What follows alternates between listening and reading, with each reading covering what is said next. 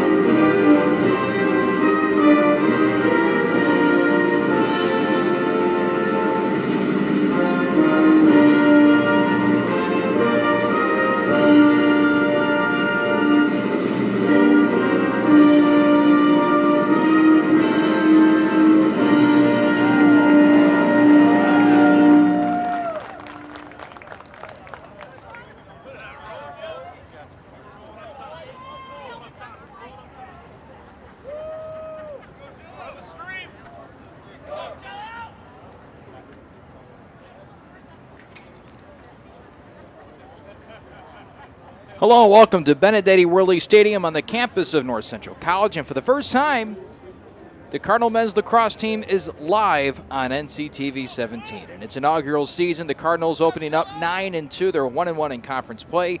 And tonight, they host Augustana. The Vikings are 5-8. They are 1-1 in the CCIW. Hello, welcome everybody. I'm Kevin Jackman. We'll be joined by Eric Gruber in just a little bit. But now as you look upon your screen, the teams have matched up across the NC emblem at the middle of the field. The captains have shaken hands. The goalies go back to their goals. And here we go. A lacrosse matchup between the Vikings and the Cardinals. What a first season this has been for NCC. Kind of a sign, a good omen, with the first game of the season being a 25-1 victory over Concordia University Chicago. And the Cardinals using that momentum to propel themselves into the rest of the year. A slim 1-goal margin against Milwaukee School of Engineering. The following week, a 7-6 victory. Monmouth College took down 11-3. And then went on the road for spring break as this game is officially underway, and then took 4 consecutive victories in 4 different states: South Carolina, North Carolina, West Virginia, and Ohio. Augustana controls. And they go over to the goalie. You heard the starting lineups. Cardinals, of course, a young team. They do have some sophomores on this team. Only one eligibility-wise, and that would be Tanner James. But unlike the men's volleyball team, which last year featured entire roster of freshmen, this team combines some second-year players as well. Here comes the Vikings. They're trying to find a way inside the Cardinal defense, and here it is, a skip pass in, that's blocked in the goal by Dylan Kost, the 6-foot freshman from Barrington, Illinois. And a ball lost off the end line. The Cardinals will give it back to the Vikings.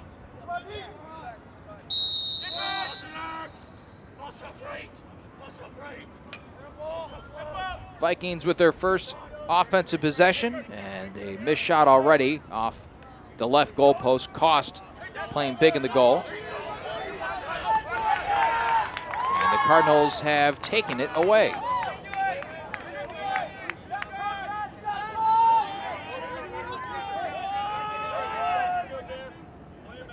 Kost plays with it in the back as he lofts it over to the far side. The Cardinals haven't made it past midfield, and now they do. Lights are on here at Benedetti Worley Stadium.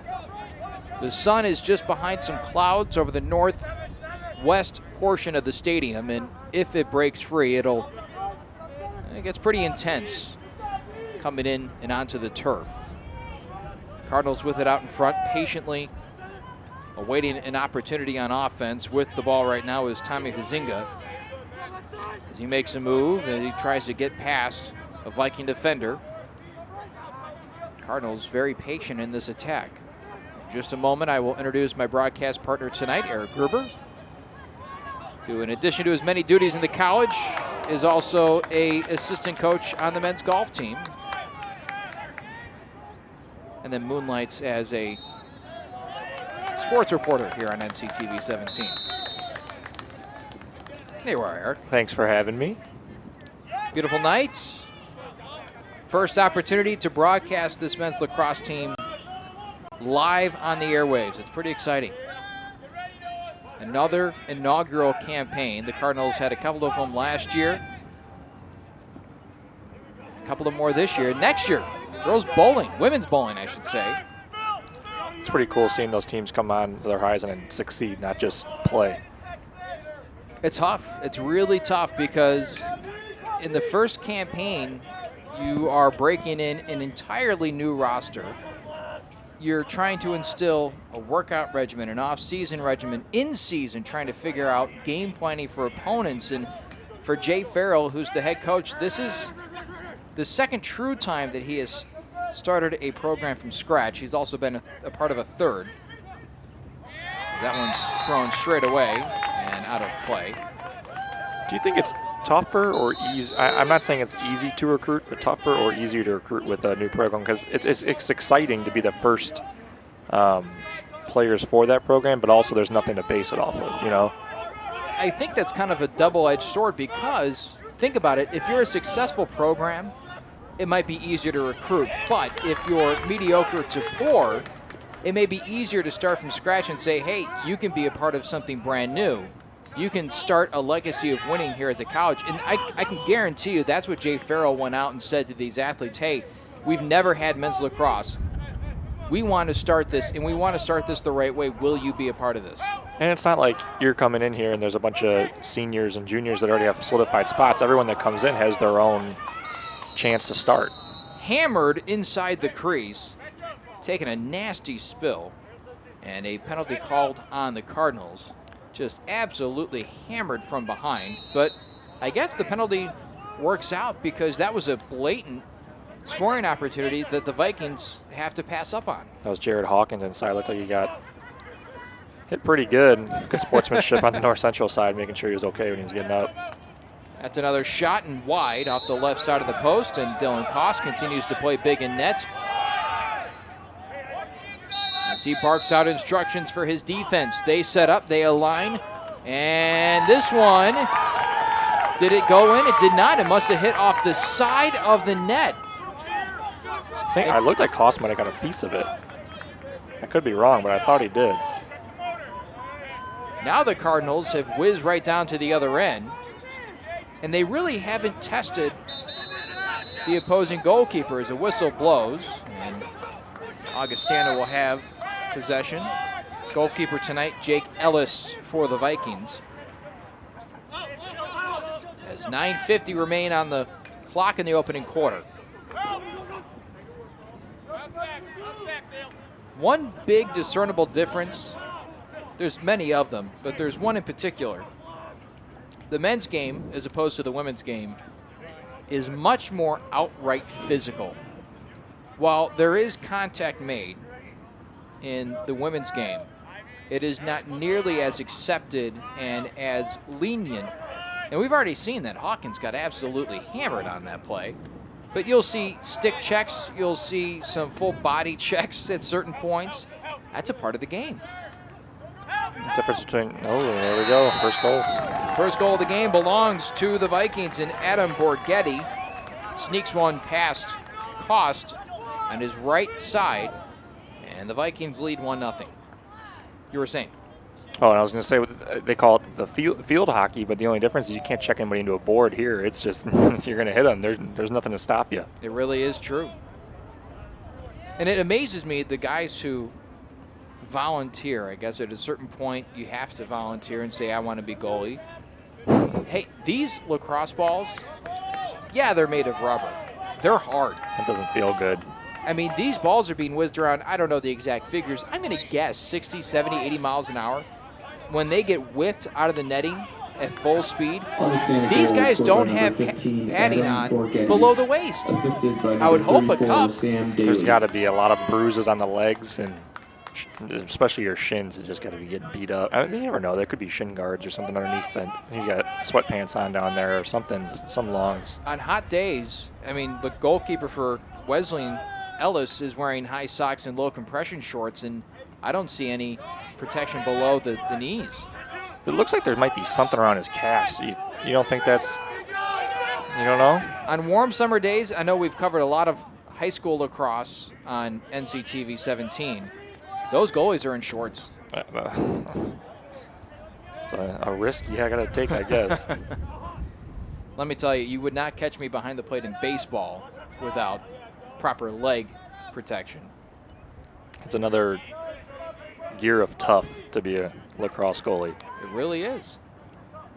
And also the hand-eye coordination as well, because just like a goalie in hockey, you have to be keyed in at all times. You can see Cost right now. I mean, he does not take his eyes off the action, and he's constantly moving around that crease to make sure the vantage point he has is the right one. Streaking in, and a shot on net, and it's good. A second goal for the Vikings as they've come here into Benedetti Worldly Stadium and blitzed the Cardinals so far. John Danko beating Cost on his left side. And it's 2-0 Augustana. Number 44, John Danko. You know, it's cooler out there, I think, than the temperature says or it might feel, because I was outside for about 2 hours just now and I couldn't make a fist. Really? I think it's the wind. It's just because if your hands are exposed. Because I looked at the temperature, I saw like 53. I was like, oh, it's not bad. And then you get out there and you're standing out there and woo. Well, especially compared to the 70-degree weather we've had in the past week. I know. It'll be back up to 70 tomorrow, at least supposedly, according to the forecast, but then back down to 50 this weekend. Yeah, I saw Saturday, 50. That ball knocked away. That's the Midwest. It is. Doesn't make up its mind until June, and even then, still not. Still a 1% chance of snow. I do remember that summer a couple of years ago when it was like 40s in July for a couple of days, or 50s, whatever it was. It's not fair. Beautiful night tonight, though. Although the cool temperatures have descended on the area, it's, especially for the players, I'm sure, perfect, ideal conditions to play lacrosse in. Well, I'm sure if you're running, it's not cold at all. Probably feels good. Coming in is Tommy Huizinga as he goes behind the net. Chris passing here for the Cardinals as they look to respond to two quick Viking goals. Talking to a lot of lacrosse players, because I did not grow up, I will admit, playing lacrosse, as this shot on net knocked away by Ellis, taken away by North Central. Behind the net right now is Tanner James, the Beloit transfer, who comes in with the only sophomore eligibility-wise on this team. But talking to lacrosse players, this sport can most be likened to basketball in the way that it moves, in the way that you strategize. There's post-ups, there's picks, and there's set plays that allow certain guys to get to the net and distribute the ball appropriately. And I was going to say, watching the defense, the man-to-man defense they're playing, you can see the switching, the help defense coming along, and that's the similarities I see when you talk about basketball. Knocked away but unable to capitalize, and now an opportunity out in front as Cost able to knock it away. Nice job defensively by Noah Perro, a midfielder, freshman who's also a local product. Went to Neuqua Valley. Looks like Fitzgerald was in on that too. Good job get it away because that looked like a very high probability scoring opportunity right in front of the net. That's two Augustana's had now where they didn't score. The other one where a little rough play, I guess you could say, inside ended that one. I think that's exactly how it would have been described by Jared Hawkins, who was the one receiving a rather large hit square in the middle of the back. Cradling the ball and now shooting on net, and the Cardinals will not claim the lacrosse ball. Hold on, a whistle will hold up play. On the shot attempt was Jared Weaver, a 6'3", 185-pound freshman from Aurora.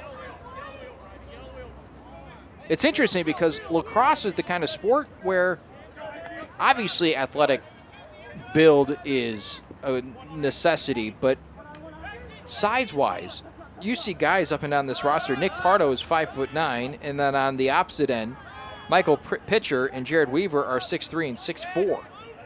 So the body type doesn't necessarily come into play. It's whether or not you can move, shift, accelerate, and then obviously hand-eye coordination is kind of a big thing. Yeah, that's what separates them from a lot of people.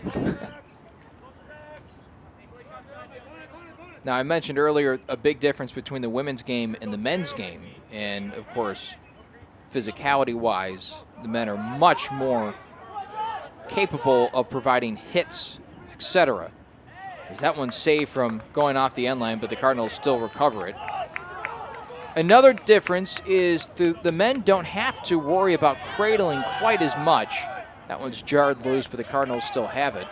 Because the men's sticks have deeper nets as Huizinga goes and dishes off underneath, and that's Danny Boyle. Boyle, one of the offensive stars of the early season, 11 games in. Boyle from my alma mater, Lamont. Remember hearing his name about in lacrosse at Lamont. Got off to a torrid start to the season. But that deeper pocket allows you to control the lacrosse ball a little bit easier, and it also allows you to certainly accelerate your stick without risking losing the ball. As that shot is just wide from Boyle, off the feed from Perro. Something I noticed right away is I covered a water polo game for my first time this year ever, and I noticed there's a shot clock in high school water polo, but there's no shot clock in high school basketball. And I'm looking for a shot clock here, and I was wondering if they'd ever think about having one here. It would make it a little bit more interesting in the sense that you would have to hasten your sets, just like you would in basketball. You can't camp out and just continually go around the horn behind the three-point line in basketball. That would be interesting. A wrinkle to the game. Because just like in water polo, you can keep the ball away from the opposing team for a while. If you so desired, yeah. Nice move around a couple of Cardinals, but the pass deflected off the feed from Hawkins. Cost had it out in front of the crease. Lights are taking more and more of an effect on this field tonight, with the sun disappearing behind some cloud cover. Yeah, there's some cool air seeping into the press box that you can feel, certainly. A slight breeze coming across from the southeast corner. Stutter step and a spin move put on by Jared Weaver. Now a pass out in front, and a shot attempt goes wide and right. And the Cardinals awarded the lacrosse ball. Tell you what, if you play this sport when you're little, you got to get used to not flinching when that ball comes in on a shot like that. I'm flinching watching. I mean, I might have actually undersold just how fast these guys can shoot this lacrosse ball. That ball almost looked like a 100-mile-an-hour fastball. I will say the Cardinals are very patient on the offensive end. They allow their guys some time, and almost, we've already likened it to basketball, kind of a motion offense. And that kind of, it looked like a moving screen. I was just about to say, it looked like a moving screen. The same kind of call you call in basketball, and he called it about a second late, and I was thinking if they were going to call it, and he did. Taken away by the Cardinals, and now here they come. Tanner James streaking in, avoiding a couple of hacks as they try to jar it loose, and now the Cardinals will slow it down and allow some of the attackmen to come in. Now I'm starting to see all those similarities to basketball you're talking about. Same kind of calls, too. Bouncer, and this is deflected and out of play. Cardinals start with it. And if you're new to the sport, and in all honesty, I'm fairly new to the sport as well, but on those shot attempts, it's the closest player to the end line at the time the ball crosses that is awarded the ball, the team it is. So that's why the Cardinals, despite the missed shot attempt, get the ball back. As a timeout is called, and we'll take a timeout with them. A short break with 1:17 remaining first quarter here at NCTV 17.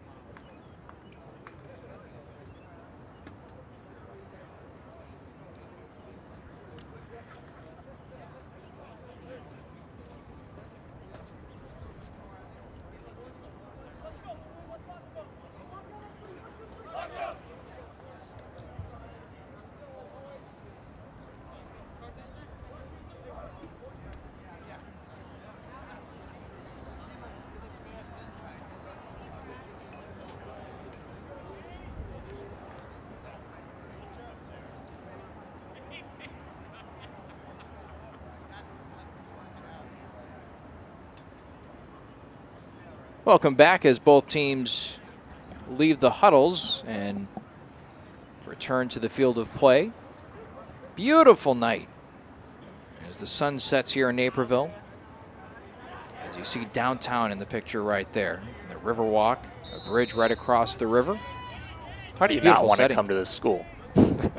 It's a perfect setting, and I know that obviously we're biased having both gone here and having selected this coming out of high school, but I mean, the school is just woven into the tapestry of Naperville as a whole. It's almost ingrained. As the Cardinals will lose it off the sideline, and Augustana will have it. Only 50 seconds to go here in this first period. Cardinals still scoreless. A couple of opportunities. It's not able to find the back of the net just yet. Cardinals in their third conference game of the season. And they won their inaugural one against the University of Dubuque fairly easily, 11-3, but then dropped a game to Carthage, 4-8 up in Kenosha. So they're trying to rebound off that loss. And tonight, Augustana has pretty much controlled this game. Looks like they're going to hold for one shot here as the clock goes underneath 20. 10 seconds remaining as that one is off and out of play. Clock stops at 8.4 and now begins again. So this will just basically have to be a heave with 4, 3, 2, 1. Knocked away by Ellis in net. No real threat to the twine, and we'll hit the first quarter break. The teams will talk it over, and the Cardinals will try to find a way. They can find their way on the scoreboard. At the end of the first quarter, your score. We'll step is aside. We'll be back Augustana 2, North on Central NCTV 0. 17.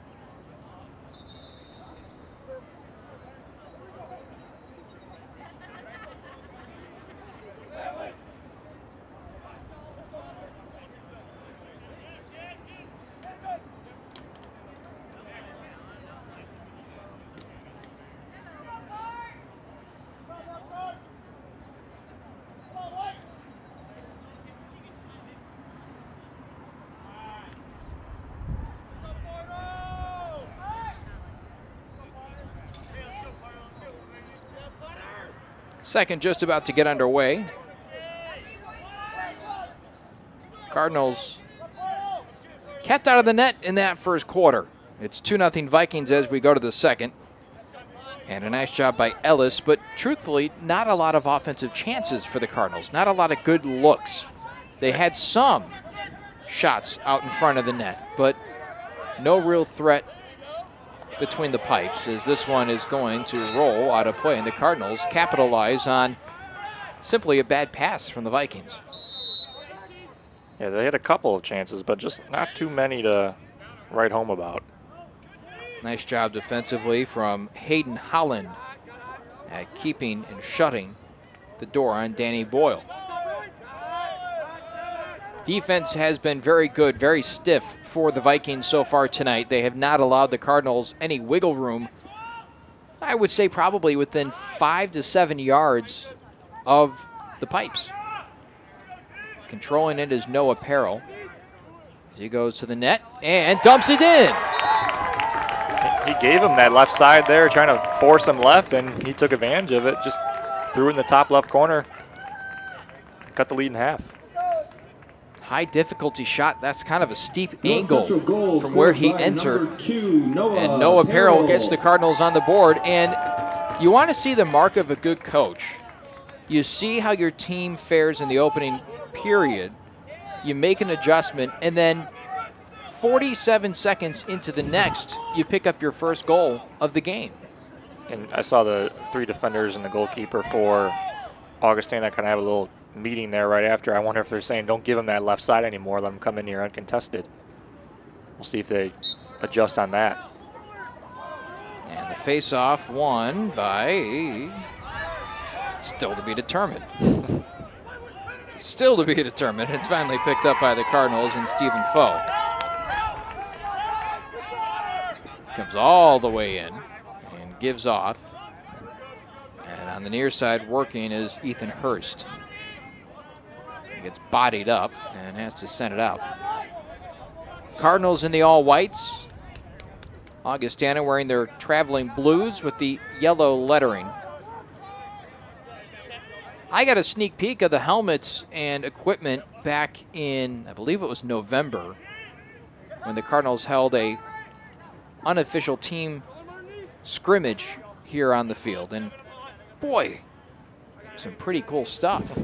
Almost like the new football helmets with the high gloss red emblem on the side of the helmet and bright red face mask as that pass just off the mark. Boyle had to be just a few inches taller. Hey, if you're going to start a program, you got to do it right. Yeah, you got to come in style, right? Yeah. You don't want to come with any boring looks. I think most of North Central's uniforms for all sports are pretty flashy, I guess you could say. Modern is a good way to describe it. There's nothing that you look and you go, ugh, I don't like that. I think probably the most, I guess you could say, retro would be the men's basketball team that still wears almost a maroonish color at home. And I don't want to get too technical here, but an old style font, kind of blocky. Whereas a lot of modern day uniforms have that clock appearance to them, very sleek. As a nice shot pulled up and in by Lee Warwell. And I think he might have caught Cost off guard. He did not anticipate that shot being flung upon him from quite that steep an angle. I really like, I don't know if I'm not really sure why, but I really do like the North Central baseball uniforms. They just kind of have a cool look to them. I don't have a specific reason or any certain thing about the uniforms, but they just kind of have a nice, modern, I guess you can maybe even a little old-fashioned look. Tough to get a baseball jersey wrong. Mm-hmm. Somehow the Diamondbacks did it about 8 different ways. I was just about to say the Diamondbacks have never really had good ones. I That's don't like neither. their new ones at all. Well, that's neither here nor there, but it is fun to talk about sometimes. There used to be a slogan that when I was playing baseball, look good, feel good, play good. Yes. That's the golf? Come on, we got to get that in golf. You got to always look good in golf. You get your own style. You don't have to look like anybody else, unless you're playing on a team, obviously. But when you're out there in your individual tournaments, look good. You can wear your checkered pants, anything you want. 11:55 to go. Second quarter is the Vikings lead NCC 3-1. The Cardinals trailed after one 2-0, then found the back of the net 47 seconds into the second period, but have since conceded a goal to the Vikings. Cost has been good in net. The Vikings have just been better at moving the ball around. As you see right now, they're just consistently. I see some of the North Central guys on the offensive end kind of creeping towards the other end of the field. I don't know if they're getting antsy. They want to go help out, but they're just hanging out. 12 men on either side. And while I mentioned this earlier, fairly new to lacrosse, I believe there's a rule that you're not allowed a certain amount of people on one half of the field. So I think you're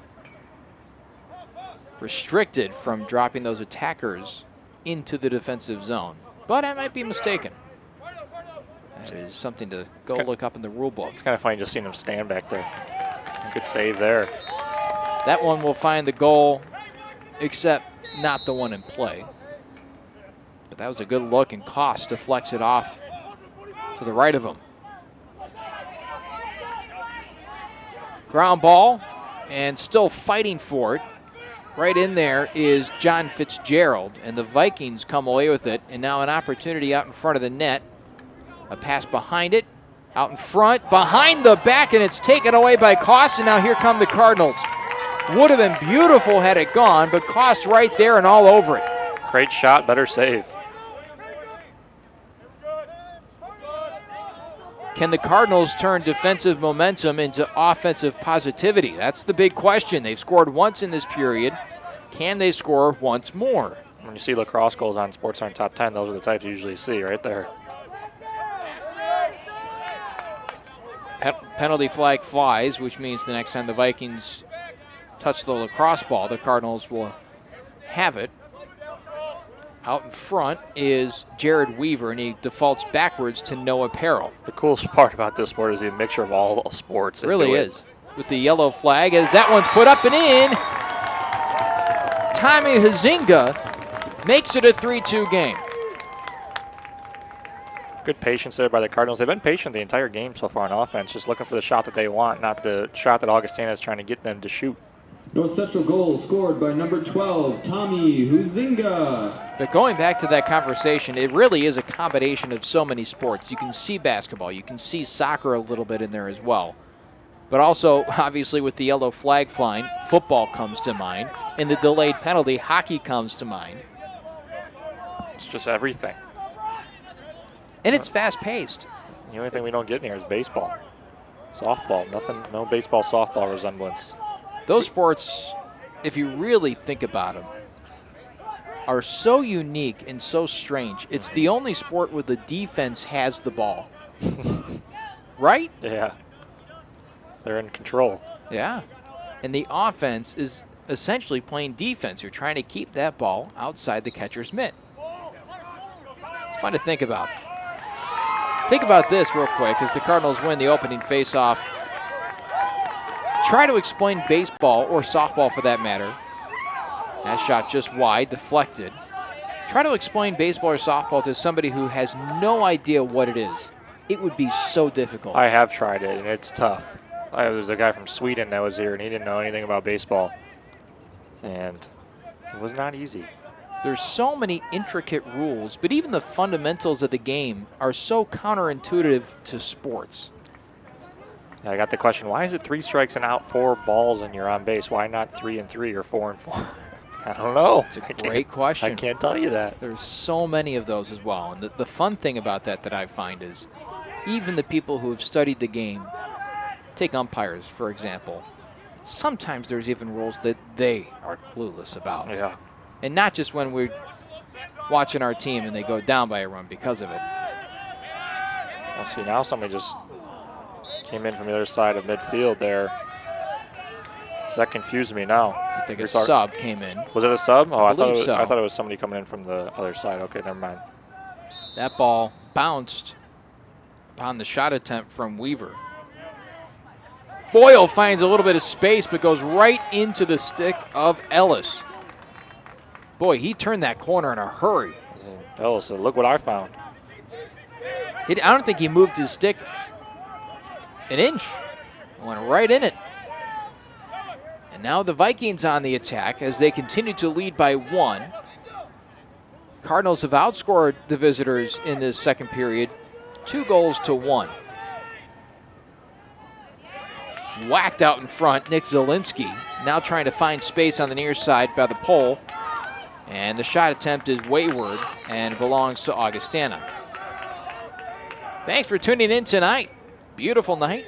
It's the first telecast of Cardinal Lacrosse for this men's program. We're happy to bring it to you right here on NCTV 17, or if you're on your laptop or tablet or even your smartphone, nctv17.com. You can go ahead and watch live via the internet. Shot is good. Zielinski working overtime. And it finally pays off for the junior from San Marcos, California. Zielinski made a little move there, got in the middle of the lane, and kind of just stopped on a dime. Good footwork. We talked about body types earlier. 5'9", 130 pounds. And he scores the 4th goal of the game for the Vikings. In fact, the Vikings have somebody on this team. Luke Burrow, who is 5'3", 155 pounds. A defenseman. So really, that reaffirms that position where if you can move, you can outmaneuver your opponent, you can succeed on a lacrosse field. Long pass off target.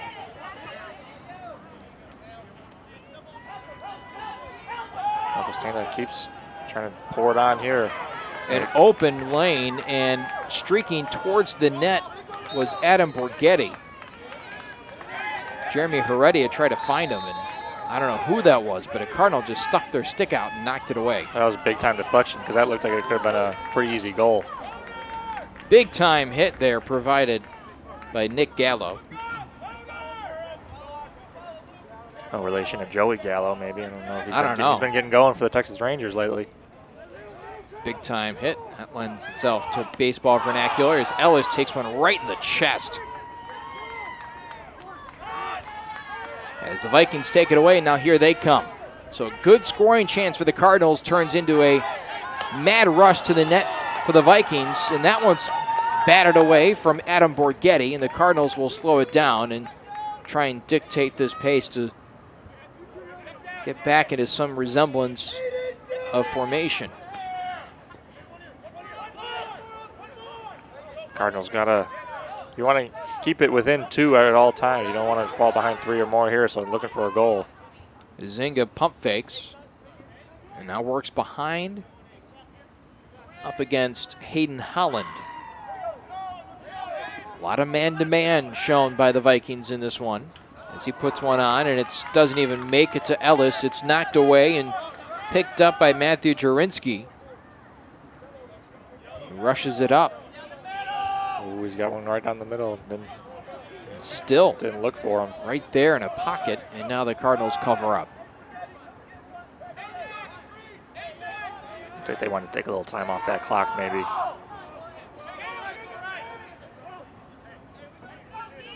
5:15 to play, second period. The Vikings have scored twice. The Cardinals have scored twice here in the second. The difference is that first, when Augustana took the first two of the game.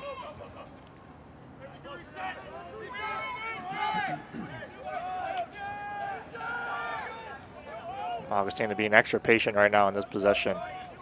2-goal lead, you can do that. Take all the time you need. Force the Cardinals to extend their defense, come out and challenge, and then try to exploit what would theoretically be a thin defense.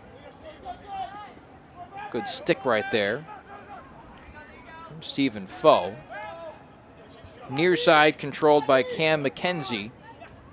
And shot back out, but that one is going to wind up shot out of play. So the Cardinals, nice stand defensively, and now they have possession.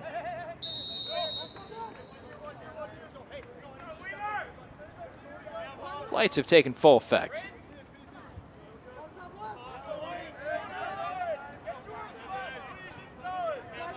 Keep in mind, this is our first of 3 telecasts of North Central men's lacrosse this season. We will be back a week from today. And then, not this Saturday, but the following Saturday, April 29th, a double feature, women's and men's lacrosse here on NCTV 17. Nice pump fake and a move to the net. It's deflected and won by the Cardinals. And Ellis had to scramble back to the net. Here's a shot, and Boyle misses just high. And it's given to Augustana, but that was as close as they come. Boyle made a nice move again in there. Just not able to find the back of the net. He's made a couple of great moves inside. Just couldn't get the ball exactly where he wanted it.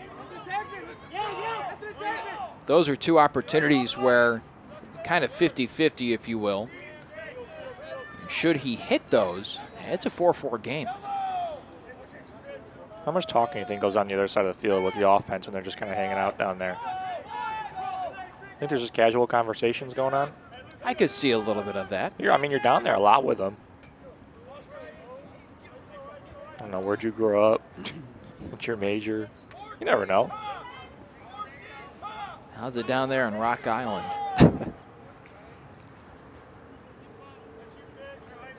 Yeah, they're all matched up right across the field. You can't see them on your screen right now, but the 3 attackers and the 3 defensemen just camped out in triangle. As the action continues in the Cardinal half of the field, the Vikings going to work offensively. Koss just rotating around the net as he watches the Vikings go around the horn. Under 2:20 to go here in this second period. Here's a move and a shot underneath. Sneaks it submarine style. Lee Warwell strikes for the second time in this one and makes it a 3-goal game for the first time tonight. That was a pretty tough shot to stop. It looked like it came underneath, like you said, like a little submarine shot into the net there, and Koss just not able to get there, and it looks like a timeout being called. Augustana goal scored by number 22, That might be a North Central timeout. Break taken. We'll take one with them. 2:14 remains. Second period. We'll be back on NCTV 17. Timeout, North Central.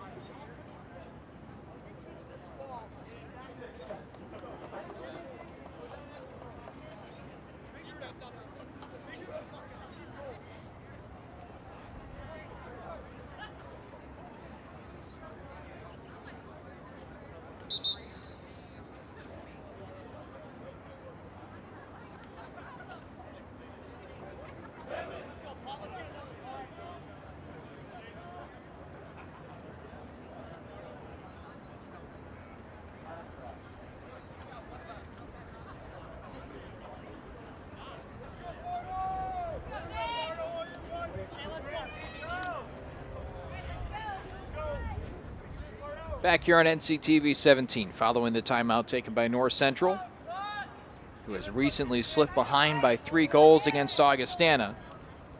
Cardinals looked like they were going to come out in the second period and really stick it to the Vikings, but after taking the first goal 47 seconds in, they have switched off and alternating goals with the Vikings, and now the visitors with a 3-goal lead. Augustana seems to be winning a lot of these face-offs too, getting extra possessions. And then once they have possession, it is awfully tough to get them to cough it up. Yeah, not a lot of unforced turnovers from the Vikings. Few, but not many. Fundamentally a very strong team. They do come in, however, 5-8, 1-1 in conference play. But last year they were 11-7 overall, including 4-1 in conference. Coached by Dan Torrey, who's in his second year, has an overall record of 16-15 at both Augustana and in his career coaching men's lacrosse. Whacked a couple of times, but persistent and still with the lacrosse ball is Nick Zielinski, the midfielder. At 5 seconds, closely guarded. Not transferring that basketball rule. No. Otherwise, Zielinski would have just picked up 2 of them. And he got whacked a few times. Under a minute to play here. I don't know if Augustana's going to try to hold for a last shot, or sure looks like it right now. They had the ball for over a minute. They look fairly complacent on just trying to set something up. And now Augustana will take a timeout as they look to set up a play, and we'll be back following the break on NCTV 17.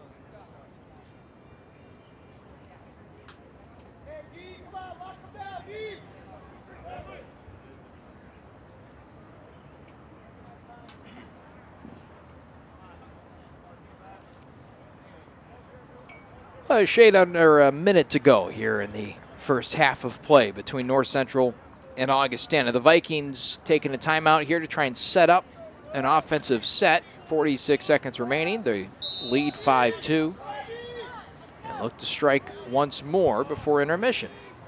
Welcome back to NCTV 17 and NCTV17.com. Kevin Jackman, Eric Gruber. Hello. Had to be a talk about a last shot in that timeout, you got to think, right? And possibly who's going to take it and from where. It looks like they're holding for one. Under 25 seconds to go here now in this second period. Nice move. A dish off. Working it around the horn. 15 seconds remaining. That mental clock starts to tick away. 8 seconds left. Backing out. Now having to go across the field. Underneath, that deflects away. The Cardinals have it. And that will mark the end of the first half. So the Cardinals escape without any further damage being done, and now they go into the break trailing 5-2. Things could be considerably worse, although they have some things to iron out. They'll have some time to work on it, as will we.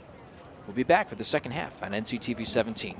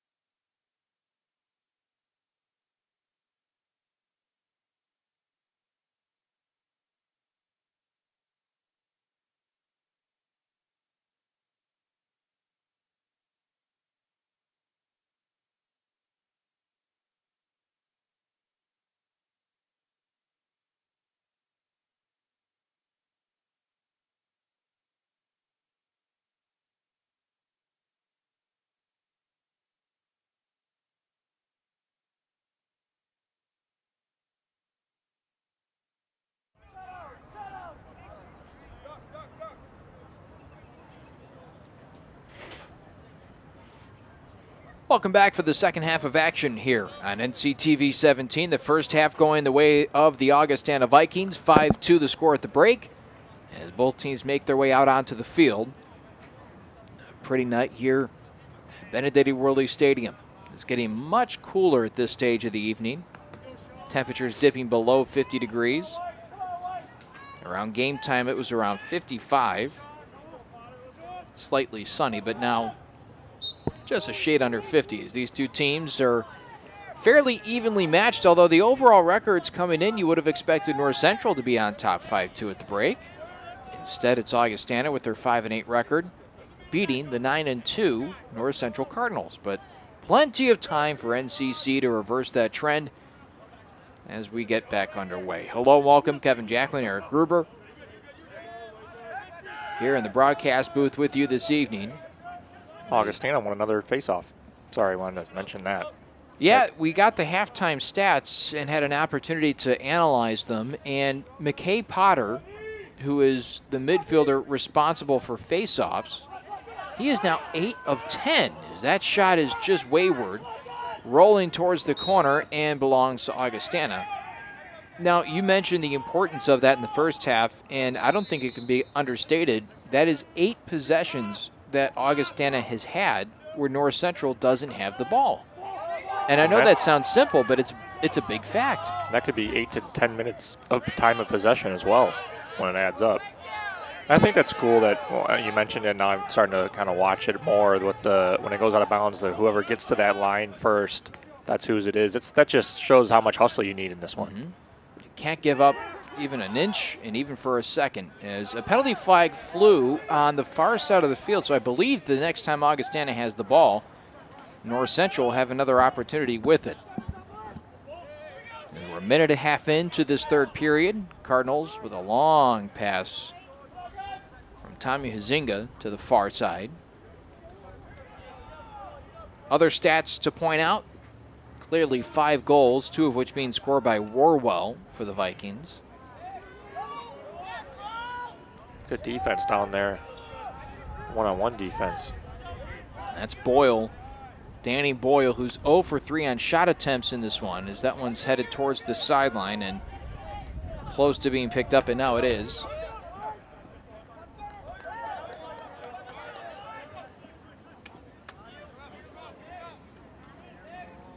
Cardinals working it around the horn, and a pass up top, just off the mark, picked up by Peril.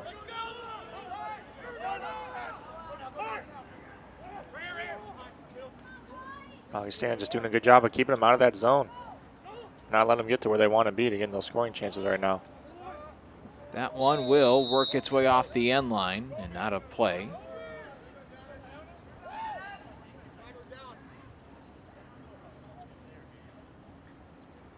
Just now the lights are 100% effect as the sun is completely gone. It's interesting. Quick. Yeah, it does. And it's interesting to me the fact that they do not turn on the corner light banks as they would for football. Maybe because they don't need to go all the way to the end zones? Possibly. Not sure if that's why, but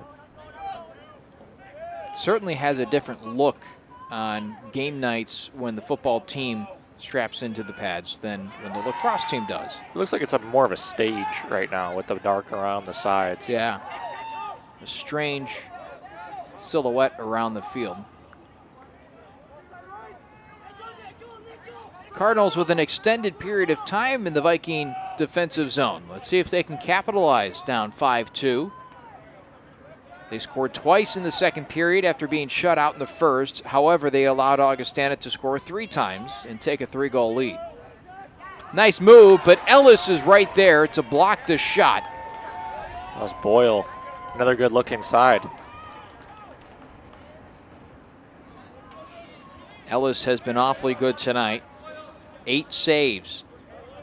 And saves aren't like they would be in, say, hockey, where you'll see 20 or 30 in a game. So when a guy makes a save and totals up, say, 8.5, that's a fairly impressive total. Yeah, I was going to say it's more like soccer saves. There's probably more in lacrosse, but it's closer to that number. And he had a little pick and roll action. Didn't find him on the roll. Nice block by Cost. Can he get it again? He cannot, as he hits the deck and Augustana scores again. And it's 15, or is it 40? I think it was 40. That would be Cam McKenzie. Augustana goal scored by number 40, Cam McKenzie. And it is, you are right.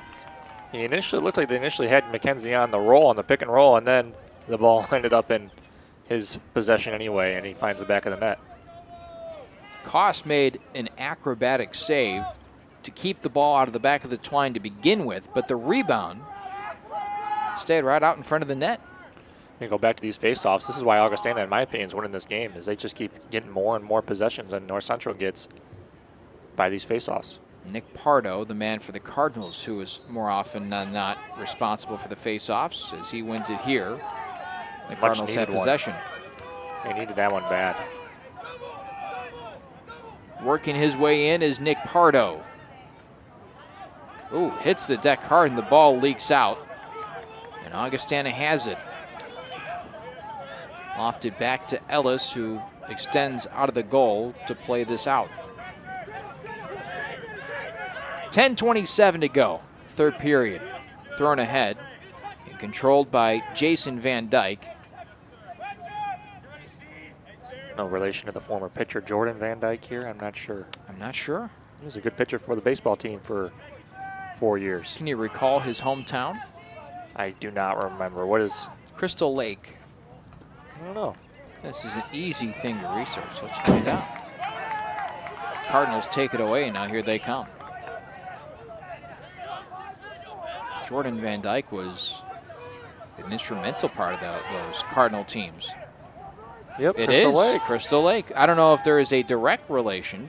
There's certainly many Van Dykes around, But both from Crystal Lake. that's a very interesting Both in the connection. CCIW. Something's fishy to me.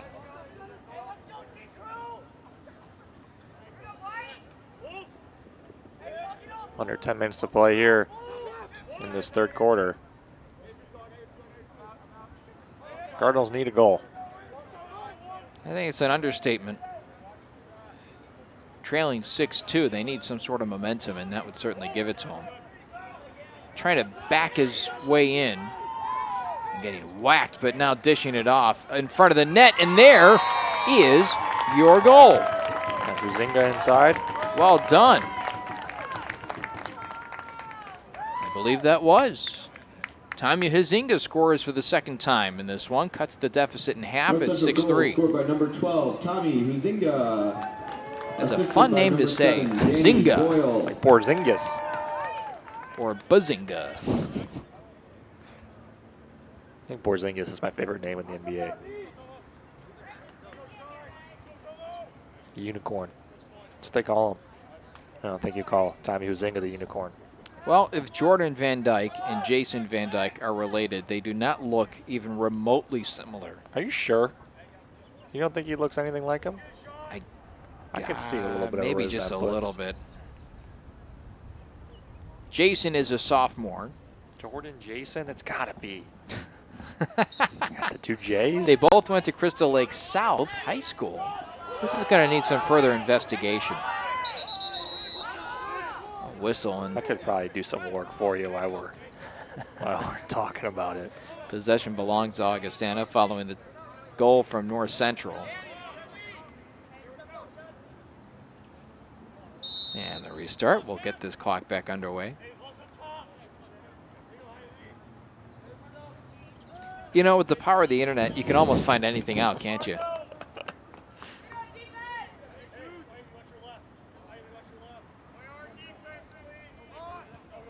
It's just something to think about. It's something you got to figure out once you start talking about it, Of right? course, you can't not. Come on.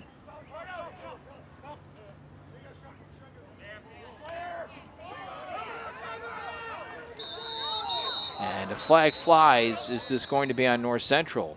It looks like it might be. Sam Daly scooped up the penalty flag with his stick, and I believe he still has it in the basket. There's the officials making the call just off to the right of the screen. There he is. I mean, you got the same last name. I'm sorry, same last name, same high school. Come on.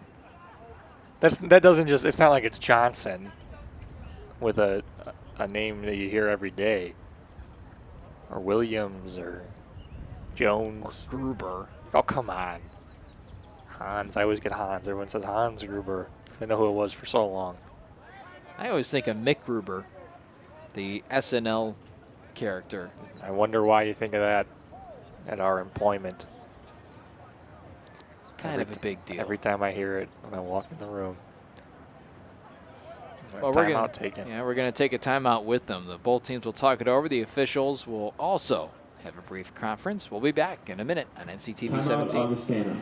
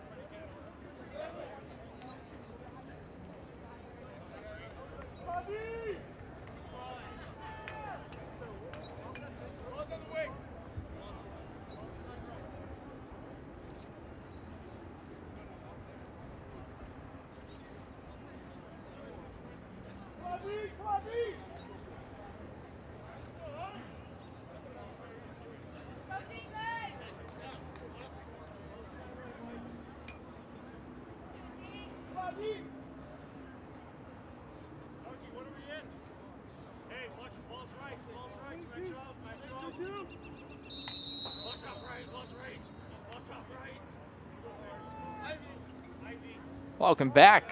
8:18 to play. Third period.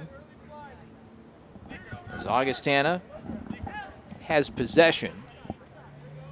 Not to mention a 3-goal lead that had ballooned all the way to 4 before the Cardinals had just cut it down recently to 3.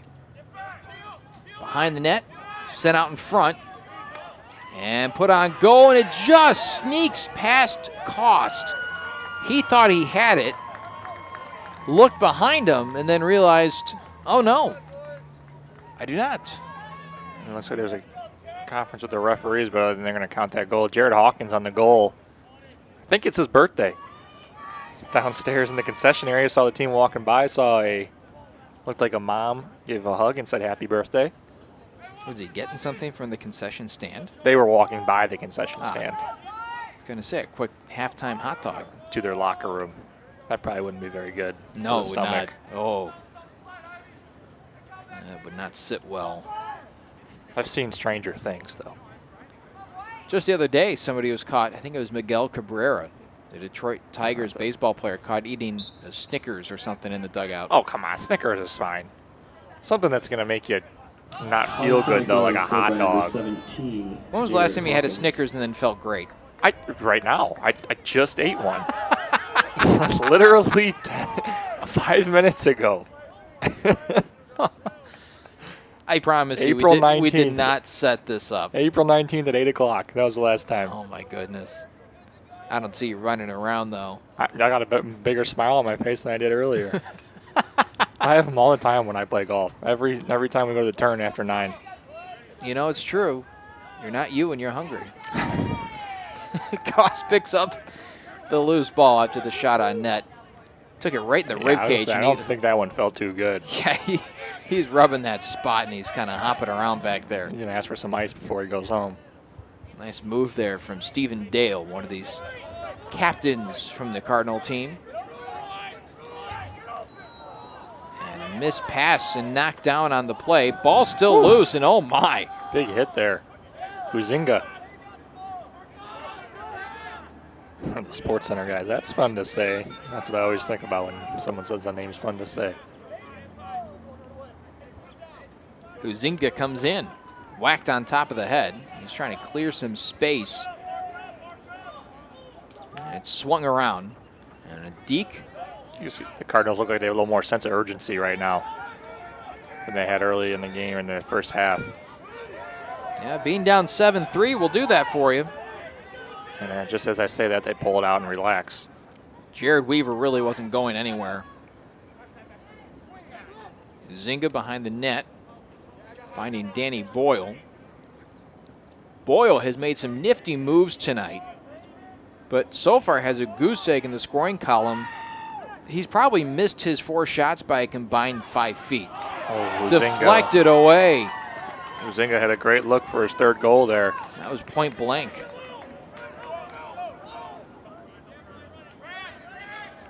He was right out in front with nobody but Ellis in front of him. Cardinals in danger zone now if Augustana gets another goal here. It's going to be a tough 4th quarter because the Vikings can simply hold on to the ball and just try and eke some clock out. Looks like there was a bit of a scrum right in front of the net between the Cardinals' Sean Tamanari. I mean, the only way to really get back in this game for the Cardinals is obviously getting stops on this side and getting the ball back, but if you score, you got to win those faceoffs, get more chances. Cost fending off the dribbler on goal. That's a tough shot as a goalie. You're sitting high. You have to almost fall down on top of it. He did it effectively right there to keep this a 7-3 game for the moment. That one's batted away. And last touch by Augustana, apparently. Here come the Cardinals. Can they manufacture some offense? Here's someone yell he doesn't want it. Ooh, some nifty moves there. And is that because across midfield there? I believe so. The Augustana bench exploded as soon as it happened, too. And the North Central bench looks pretty upset. John Fitzgerald was the man with the ball. Oh, heard that one from up here. That was right in the chest plate. Could feel it. You know who could really feel that? The Augustana player. Yeah, whoever got whacked. Under 4 minutes of play, 3rd period. Did you see the video of the kid that got hit by the Lily, got hit by the pitch and just collapsed to the ground like he got shot? Oh, it was hilarious. He got barely touched by the ball and just fell like it was like a dramatic scene. He's been watching too much soccer and basketball. It was very funny. There's a good steal. Ground ball picked up, and here comes Tamanari. Shot ahead, and that one controlled by Danny Boyle. Cardinals really, last time I said it, they got one, and we'll see if it works again. They really need a goal right now. I just had the very same thought. Little deja vu would benefit NCC. 3 minutes to go. Something psychologically just says a 3-goal game is more manageable than a 4. Nice move towards the middle and just skipped off to the left, and the Cardinals will win the foot race to the end line. Close but no cigar on the shot attempt from Noah Perrell. That air's getting cooler. Or the wind has shifted and it's just happened to be blowing up here. That's true. Perrell with it on the far side. They're not really letting him go left like they did early on. No, they're not. Boyle tries to dump it out in front. Good idea. And Ellis will cover up. A good idea down there by Boyle. Didn't quite make it to Ethan Hurst. But had it, it would have been a weak side, point-blank opportunity to score. Instead, it's Augustana controlling with exactly 2 minutes remaining in this third. And this is the point in the game where, I guess so you could say the point in the quarter where Augustana's first 2 quarters pretty much held the ball for the last 2 minutes to get off the last shot. We'll see if they decide to try to do the same here. they're certainly following the same pattern of moving the ball around the fringe, and now they back it entirely out. Yeah, they seem pretty content holding on to it. Why wouldn't they, right?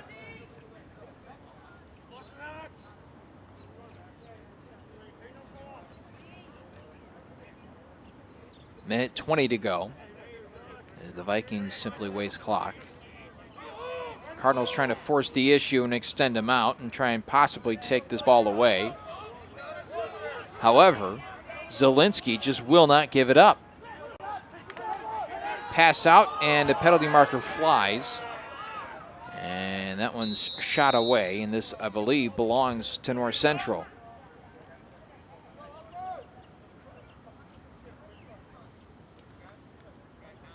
Looks so beautiful with the river behind them. Sorry, I just noticed it. The lights on the river. Kind of glistening in the background. You can see it at the very top of the screen. Some light banks from the businesses and houses from behind, illuminating the river. And as I say that, we get a nice zoom in that gets rid of that. Our producer, Chris Picciolo, cannot hear us tonight. He's down the way in the middle of the stands, manning our camera. I enjoy working with Chris for many reasons, one of which is he loves setting the stage and showing you the ambiance of the venue. As this one's knocked away, 48 seconds remaining, which, when you boil down what we do, and by we I mean you and I, we attempt to fill in the picture. That certainly helps. That one thrown off the sideline. The clock stopped at 34.5 seconds, and now the Cardinals with one last opportunity to try and cut into this lead.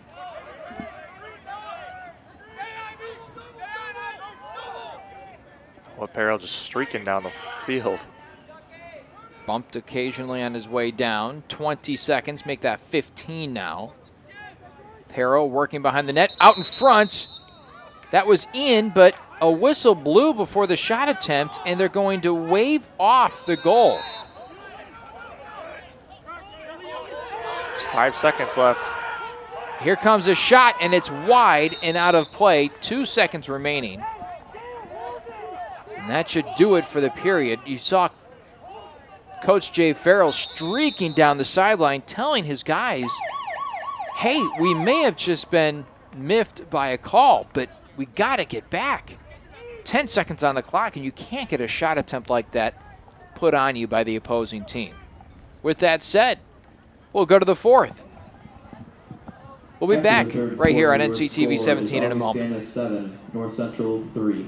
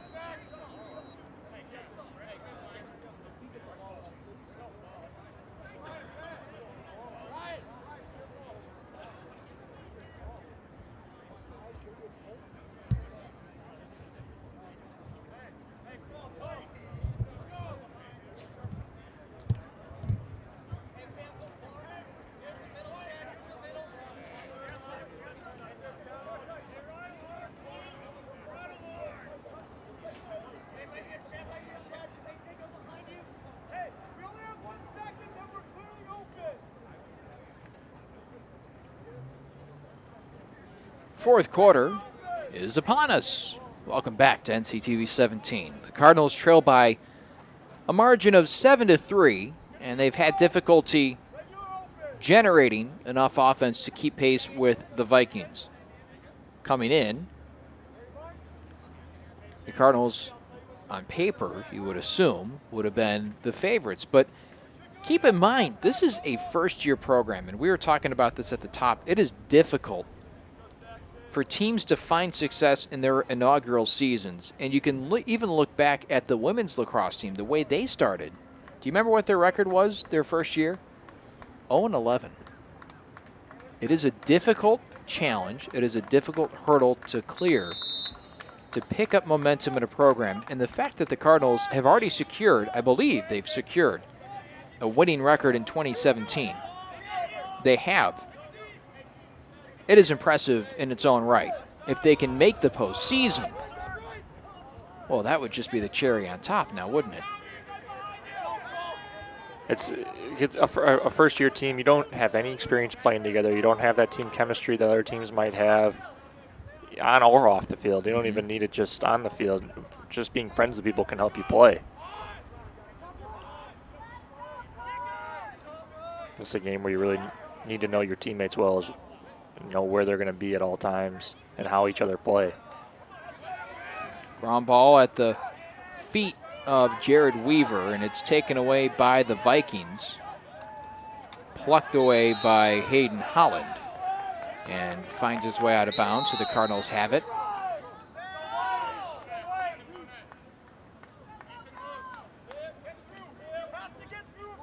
Cardinals need to find a way to not just get shots, because they've had some. If all their shots had gone in tonight, just like that one, Ellis has stood so tall in net. It is incredible to watch. The Cardinals have had some opportunities and some really good ones and haven't been able to get it in. That was Huizinga again, I believe, with another great look inside, and he's got 2 of the 3 goals for the Cardinals. Just a better save. He and Boyle have had some great looks, and through no fault of their own, they haven't gone in. Boyle has had some acrobatic maneuvers on his way to the net and then simply been stuffed. What do you think it feels like to just be able to whack somebody with that lacrosse stick? To be on the whacking end or the receiving end? The whacking end. It's got to be satisfying at times just to be able to just hit them. Especially if you don't like the guy. You know, and you're losing, and you got to take some frustration off. I'll never forget, this was just a few weeks ago, I believe, as that one is saved by Cost. He knocked it down, and then he had to cover it up. There was a hockey player who got slashed by Sidney Crosby, and I will spare you the gross details, but let's just say on one of his hands he now has 4.5 fingers. It went through the padding of those big hockey gloves. A nice, beautiful move in the backfield. Took the glove off, and he was missing a little bit or something. Nice job by Weaver to simply get it into the offensive part of the field for the Cardinals as Huizinga controls it on the near side.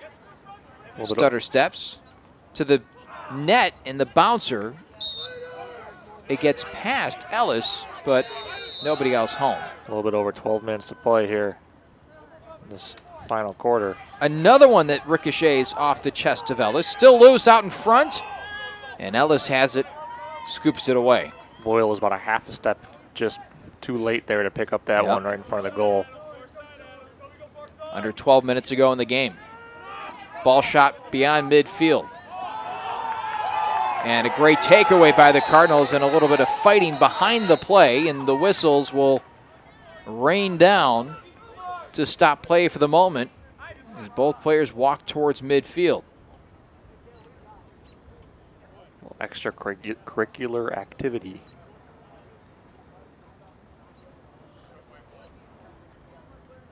Both players will make their way off the sideline. That was Chris Ivey who knocked it away. I believe it was Jared Hawkins who, maybe not. I'm not sure now. In the penalty box? Yeah. Yes, it would be. Although not much of a box, more of a zone. Penalty area. Timeout corner. It's kind of like I mean, sit here on this patch of turf. technically it's a box, but you're not. I guess. Like you're in a box. There's no physical walls. And to clear up the Van Dyke dilemma, according to a source, they are brothers. Would you Sound look like at Chris that? Broussard. I know, right? According to a source, very close to the situation. As in one of Jordan Van Dyke's former teammates. Says that, yes, he has a younger brother at Augustana. And he thinks he plays lacrosse. So that sounds like it would probably be him. And we may have done some searching of our own and found a photo with both of them in it. So they're definitely familiar with each other. When you say we, you mean you, so Me. we can clarify that. I'm saying this broadcast team. The totality of it. We're not technically in everything together. Another great save. A nice opportunity for the Cardinals' Ethan Hurst, and Ellis continues to be stout in net. That goal has to be looking smaller and smaller for the Cardinals. Some of these saves, I'm just not quite sure how Hurst has gotten to them. You got to have quick reflexes. Part of it also has to be a little bit of luck because on at least 2 occasions, he hasn't even moved his stick. The Cardinals have shot right into his chest plate. That's true. But you guys also be able to be in the right spot and be squared up to that target to get that save. 16 saves on the night. Is that good? It ain't bad. It's a very, very solid game. Considering he's only allowed 3 goals, I would say that's a pretty good ratio.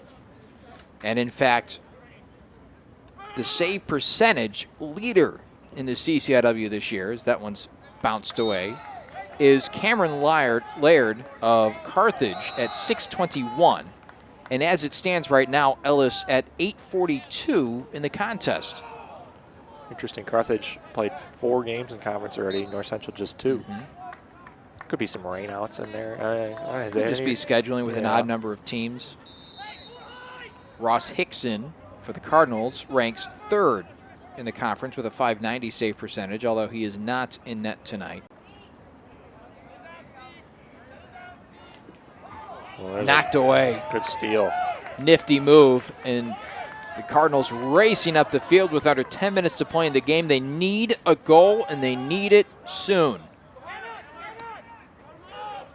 Can't get 4 till you get 1.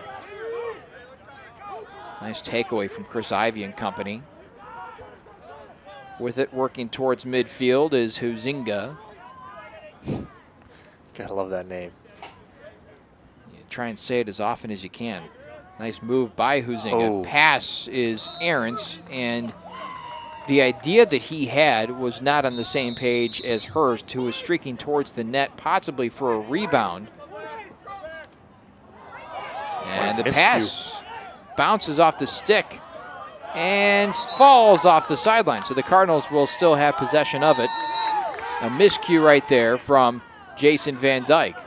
May or may not be the brother of Jordan Van Dyke. There's a 75% chance he is. How do you come up with that number? Because 75% of statistics are made up. Well played. 8:45 to go. Ooh, nice spin move. Spin. The dish off, and it's lost in translation on the turf. Picking it up is Augustana. The lead pass is still bouncing around, and it's finally picked up by Zielinski. You could really do a hidden ball trick in lacrosse, couldn't you? Because I could not find it for a while. That one is off to the left and out of play. Augustana still has it, and with it behind the net will be Cameron Major. I mean, why don't you just all come together? That's got to be a play, right? All come together and then all flying break. V. Right? Wouldn't that be some formation? I have no idea who has the ball. Oh, one of the greatest plays in sports history. That's a Mighty Duck reference for anybody who was not born in the 90s.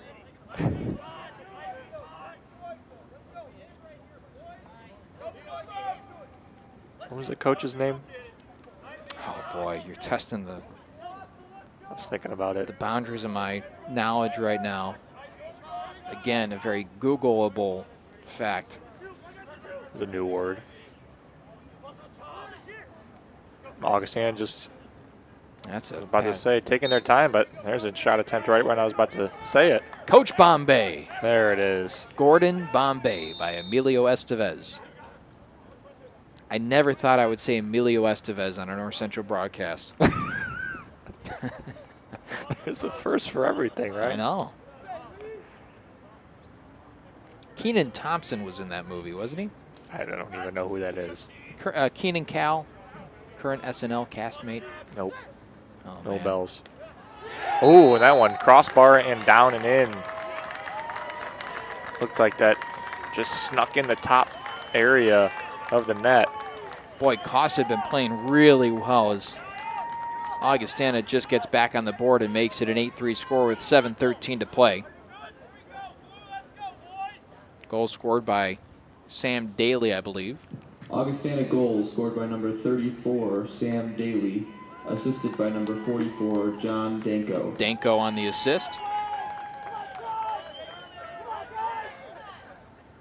Just recently covered a softball player with the last name Danko. Might have just researched a No. just kidding. I don't even know the first We're name. not going back to the tape. I just remember hearing the name Danko.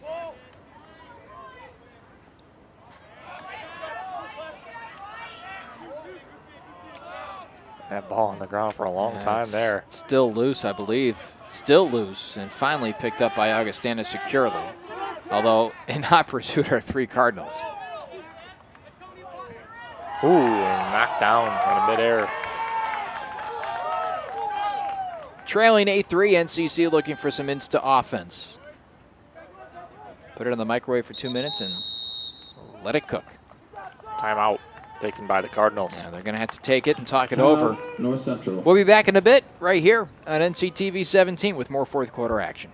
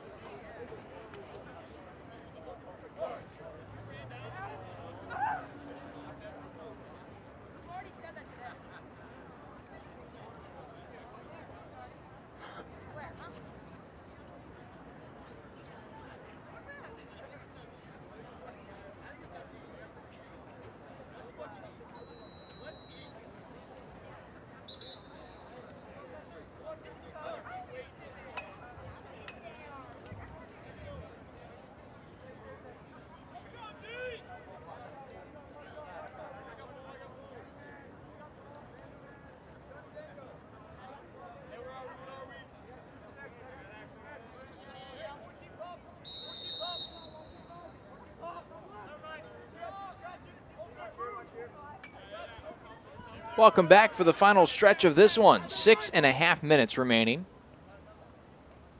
Cardinals trailing 8-3. The majority of their scoring taking place in the second quarter, 2 goals. At that time brought them to within 3-2, but their offense has since quieted. And that one is off the mark. Ooh, and the staff back there had to get out of the way of that one. That would have. Talk about no padding. That's Josh Simmons freshman back there working. How you know that, I'm not quite sure. He was on my intramural basketball team. Well, there you go. That explains that away. Shot on goal, snared again by Ellis. Dude is having a night. Jake Ellis is a junior who played at Neuqua Valley. Local product. Man, he has just made some phenomenal saves. The Naperville area has so much talent in so many sports. It's unbelievable. It's not quite fair. You know, we do these features, Where Are They Now, for NSW, and the amount of talent that you find is just, it's off the charts. I know it's not even a possibility or realistic, but if there, let's say there was only 2 high schools, could you imagine all the good players getting cut at teams or not getting playing time on teams for any sport? Say you consolidated Mattia, Wabanzi, and Neuqua Valley into one school, and you did the same with Naperville North and Naperville Central. I mean, those would be super teams.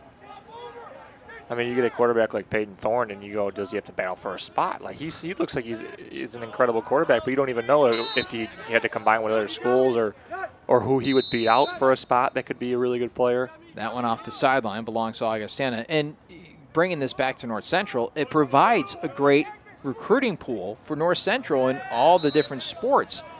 Take, for instance, women's basketball. 2 Naperville Central graduates are currently on the Cardinal roster, or at least were. Jamie Cooney is done for her career, but you'll see up and down many rosters. For instance, for the Cardinals, Ethan Hurst, a Mattia Valley grad. Stephen Dale, make that Brad Hackey with Neuqua Valley. Another Neuqua Valley, and Noah Perill. So local talent is a big, big aspect of recruiting at North Central as Peril misses another save by Ellis. It's a brick wall. It bounces off of him like a brick wall, too.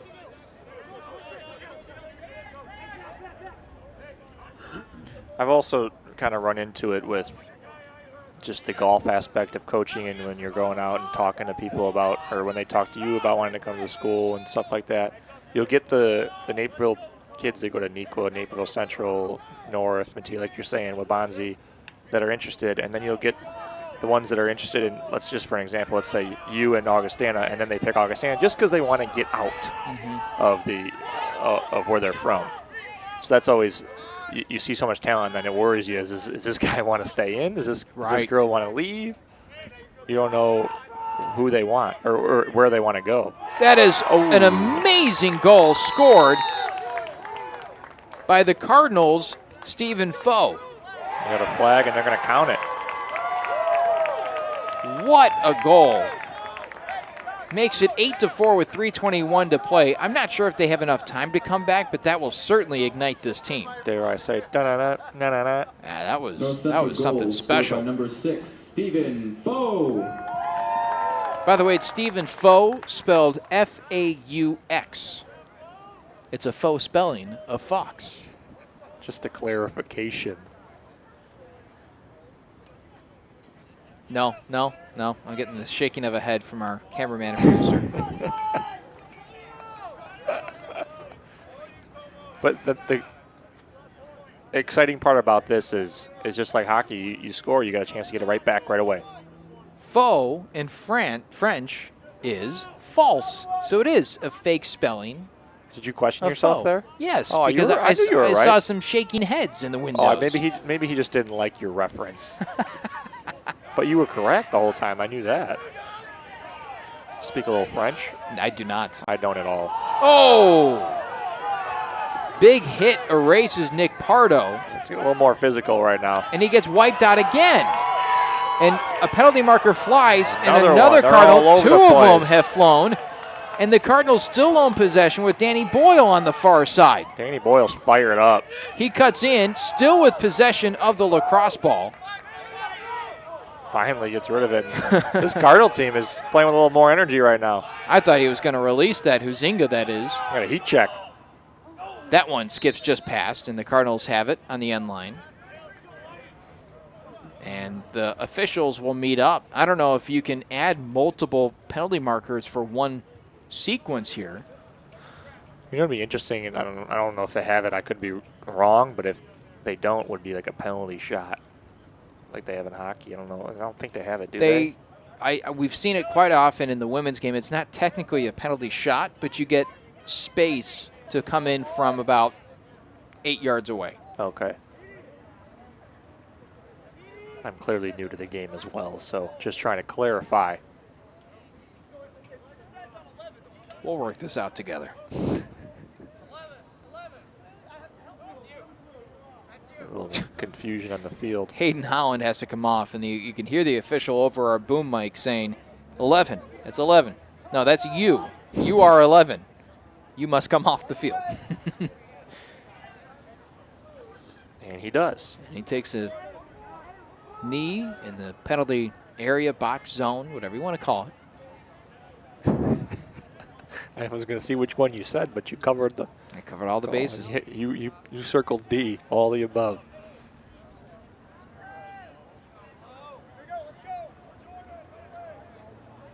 It's always a tough answer on a test, all the above. Yeah. Because 2 of them usually look right. So then then the third one doesn't really look right. Boy, am I glad to never have to take a multiple choice test again. They're fun. No. C is always correct. Yeah, the Cardinals need one here.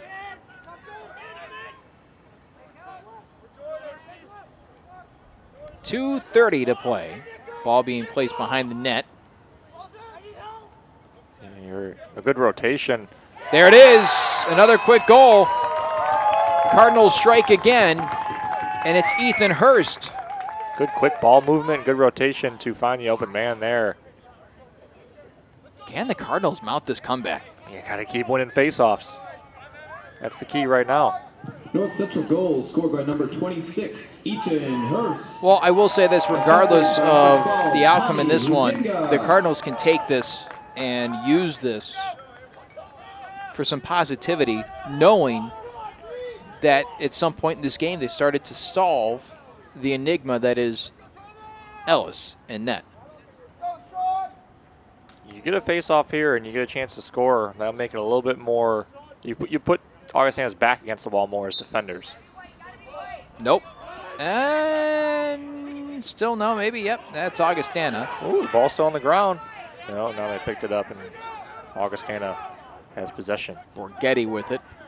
And they're going to have to be really quick on trying to knock it away and knock him almost to the ground. I tell you, at this point in the game, if I'm the Augustana, I don't want the ball. You got a target on your back right now. Yeah, your forearms, wrists, and hands are going to be brutalized. Zielinski bending around the back half of the crease. You got to be a brave young man to want that ball right now. Minute 30 remaining in this one. The Cardinals have to force a turnover. I really do think the difference in this game, besides the spectacular play of Ellis, is just the face-offs. The more chances Augustana's had throughout this game. Certainly a big reason why Augustana's out in front. Ball out, loose, and the Cardinals cannot capitalize. It is lost off the end line and picked up. I think Cost was confused where it was. Cost came out to play it, and then it was behind him. They're lucky they didn't get a goal there, but Augustana's probably pretty content with just taking more time off the clock. 50 seconds remaining. Getting back to your point, Augustana winning 12 of 16 faceoffs tonight. Yeah, 75%. That's a big deal. And that is not a made-up statistic. They won 75% of them. Yeah. So that's tough to believe. Well, it looks like Augustana will come into here at Benedetti Worldly Stadium and take a win. And that'll put the finishing touches, for the birthday boy. Jared Hawkins makes it a 9-5 game with 23.9 seconds remaining, and the Vikings will leave here with a win. North Central drops to 1-2, while Augustana improves to 2-1, but there's still plenty of time Augustana for the goals Cardinals scored by to number secure 17, a winning record in Jared conference. Huffings, assisted by number Coming up on the 1, schedule, Nick they will take a trip Zielinski. to Elmhurst on the 22nd and wrap up the season with 2 home dates, which will both be broadcast right here on NCTV 17. Carroll on the 26th, that is a week from today, and Illinois Wesleyan on the 29th, which is next Saturday. And this is interesting. I got to figure out exactly which team it is. But the men's and women's lacrosse teams will be playing 2 different teams in their doubleheader next Saturday. The women will take on Carthage at 1 o'clock, and the men will take on Illinois Wesleyan. Typically, when you see a doubleheader, it's against the same school. But with 7 teams in the conference, those schedules don't really match up all that well. And that ball kicked out. 15 seconds remaining. Will Augustana try and put another one in the net? Or, well, the Cardinals will have, I think, the final chance at this. 7 seconds left. Boyle splits a pair and still fighting through. And that will do it. Our game is over, and it's a 9-5 win for Augustana. A great performance in net by Ellis. That's pretty much all you can really say. Besides those face-offs, Ellis was the difference maker. Really stingy in net tonight. Final statistics for the impressive junior: 19 saves, 5 goals against, but 2 of which came in the final 3.5 minutes of the game. For North Central, goal scorers: Peril, Foe, Huizinga twice, and Hurst once, while Cost saves 12 in net, allowing 9. Well, this was a lot of fun. Our first broadcast of North Central men's lacrosse is in the books. We've had one from both the men's and women's teams, and we will have 2 more from both as well. So with that, from my color man tonight, Eric Gruber, and our cameraman and producer, Chris Piccioldo, and our technician back of the station, Dave Sappinen, I'm Kevin Jackman saying so long. We'll see you this Saturday.